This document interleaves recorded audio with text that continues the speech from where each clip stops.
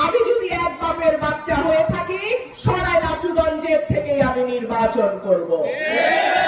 এভাবেই ব্রাহ্মণবাড়িয়া ২ আসন থেকে লড়ার হুঙ্কার জানিয়েছিলেন জাতীয় সংসদের সংরক্ষিত আসনের সাবেক সংসদ সদস্য ও বিএনপি আন্তর্জাতিক বিষয়ক সহ সম্পাদক রুমিন ফারহানা। কিন্তু এবারও মনোনয়ন পাননি তিনি।